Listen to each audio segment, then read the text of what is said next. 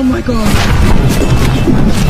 आसमान से कचरा गिर रहा था, जैसे मानो कचरे की बारिश हो रही हो और पूरे शहर में बरस रहा था और सड़क पर लोग चीखते हुए इधर उधर भाग रहे थे। लेकिन चौंकाने वाली बात यह थी कि 114 साल से समुद्र में डूबा टाइटैनिक अचानक सड़क पर आ गई। आखिर यह सब क्यों हो रहा था? तो कहानी शुरू होती है एक साधारण तूफान से। समुद्र शांत था और एक मछुआरे ने पानी पीकर प्लास्टिक की बोतल को समुद्र में फेंक दिया और जैसे ही मछली पकड़ने का जाल ऊपर खींचा गया तो अंदर से भयानक चीख निकली। ऐसा लग रहा था कि जाल में कोई जीव फंसा हुआ। मछुआरा घबरा गए और फिर सीन चेंज एक गांव पर आता है जहां ट्रेन्ड मिलिट्री की एक टीम पहुंचती है। कई जांच पड़ताल के बाद वे आखिर वो चीज देखते हैं जिसके लिए उन्हें भेजा गया था। वह रहस्यमयी जीव जिसे मछुआरे पहले ही देख चुके थे। उन्होंने सोचा था कि उसे मारकर वे पैसे कमा सकते हैं, इसलिए वे लाश को गांव ले आए। सेना इस गहरे समुद्र के राक्षस में बहुत रुचि ले रही थी। पुराने कहानियों में इसे समुद्री दानव कहा जाता है। कहा जाता है कि यह दुनिया का सबसे ताकतवर जीव है। इस जीव का नाम है वाटर डेमन यानी जल दानव। यह बात आर्मी को ज्यादा नहीं चौंकाती जब तक कि उन्हें इस दानव के नीचे एक मोती नहीं मिलता। यह कोई प्राकृतिक मोती नहीं था, बल्कि ऐसे बनाया गया था जैसे कोई वीडियो रिकॉर्डिंग का इक्विपमेंट हो। हजारों सालों से ऐसा केवल इंसान ही कर सकते हैं। साफ है कि यह जल दानव काफी बुद्धिमान है। काले कमांडर ने इसे एक नई खोज माना और इस जीव की गहराई से स्कैनिंग करने का आदेश दिया और सभी लोग वहां से चले गए। सिर्फ बकली अकेला उस वाटर डेमन के पास खड़ा होकर मन ही मन प्रार्थना कर रहा था। आखिरकार यह भी एक जान थी जो जा चुकी थी। बाद में बकली और अन्य लोग इंपॉर्टेंट इक्विपमेंट लेकर समुद्र में पहुंचे। बकली ने समुद्र में खोज करने की अनुमति मांगी ताकि वह इस बुद्धिमान जलीय जीव से संपर्क कर सके। रात होते ही वाटर डेमन के शव की पहरेदारी कर रहे सैनिक बातें कर रहे थे कि अचानक उन्हें कुछ अजीब महसूस हुआ और जमीन का फर्श नरम होकर दलदल जैसी हो गई। महिला सैनिक संभल नहीं पाई और उसका आधा शरीर दलदल में ढंस गया। उसके साथी ने मदद करनी चाहिए, लेकिन एक काला हाथ उसे दलदल में खींच ले गया। फिर पानी का फव्वारा उठा और काले साए जैसे जीव ने प्रकट होकर वाटर डेमन का शव उठा लिया और तभी अलार्म बजा और सभी सैनिक वहां आए। लेकिन उन्होंने देखा कि जल दानव का शव और 2 पहरेदार गायब थे और अब दलदल पहले जैसा हो चुका था। लेकिन बकली ने जमीन की तरफ देखा और मिट्टी से खींचकर एक चेयर निकला और जब कमांडर ने फर्श से मिट्टी हटाई तो उसने एक हाथ देखा। यह सब देखकर बकली घबराकर समुद्र किनारे जाकर बैठ गया। यह उसकी पहली वास्तविक मौत का सामना था। उसका डर खत्म नहीं हो पा रहा था। कमांडर भी उलझन में था क्योंकि वे सभी संयुक्त राष्ट्र की विशेष इंटेलिजेंस फोर्स थे जिन्हें वैज्ञानिक रूप से समझ न आने वाली रहस्यमयी घटनाओं से निपटने के लिए ट्रेंड किया गया था। फिर बकली ने कमांडर से कहा कि वह असल में एक साधारण सरकारी कर्मचारी था। जिसे भेजा जाना था वह छुट्टी पर था, इसलिए मजबूरी में बकली को भेजा गया और जिस कारण उसका नाम इस मिशन में आया इसलिए उसे यहाँ काम में लगा दिया गया और उसने कोई मिलिट्री ट्रेनिंग नहीं किया था और वह ऐसे खतरनाक हालात के लिए बिल्कुल तैयार नहीं था। लेकिन कमांडर ने कहा कि इतिहास अनगिनत हादसों से बना है और बड़े बड़े घटनाक्रम अक्सर आम लोगों की मौजूदगी में ही हुए हैं। बकली रुकना चाहता था लेकिन डर से वहीं बैठा रहा। तभी महिला कप्तान ने बताया कि यह जल दानव असल में कोई मरा हुआ पशु नहीं बल्कि वह प्रजाति है जिसने इंसानों से पहले पृथ्वी पर राज्य किया था। वे हजारों सालों से समुद्र के नीचे थे और पता नहीं क्यों हाल ही में उनका प्रकट होना बढ़ गया था। विशेष सेना को तो पहले से इन जल मनुष्यों के बारे में पता था, बस वे इसे गुप्त रखे हुए थे। एक तरह से अगर यह जल दानव जाति कभी विलुप्त न होती तो शायद इंसान पृथ्वी के मालिक न बन पाते। तभी अचानक से उनके साथियों की आवाज सुनाई दी और यहाँ पता चला कि एक जल दानव बाहर आ चुका है। सभी सैनिक सतर्क हो गए। बकली ने कैमरा निकालकर रिकॉर्डिंग शुरू की। दोनों के बीच तनाव बढ़ रहा था। तभी कमांडर आगे बढ़ा। उसने हथियार नीचे रखकर ट्रांसलेटर मशीन चालू कराई और बातचीत शुरू करने की कोशिश की। जल दानव गले से अजीब आवाजें निकाल रहा था और मशीन ने ट्रांसलेट किया। वह ह्यूमन से अपने साथी को मारने का बदला ले रहा था। उसने कहा, तुमने हमें मारा। फिर कमांडर ने जवाब दिया कि जल दानव ने भी 2 सैनिकों को मार दिया था, इसलिए अब हम दोनों बराबर हैं और बातचीत की जा सकती है। यह सुनकर जल दानव और अधिक गुस्से में आ गया और तभी सभी के फोन में अलार्म बजा और पूरी दुनिया में जल दानव दिखाई देने लगे।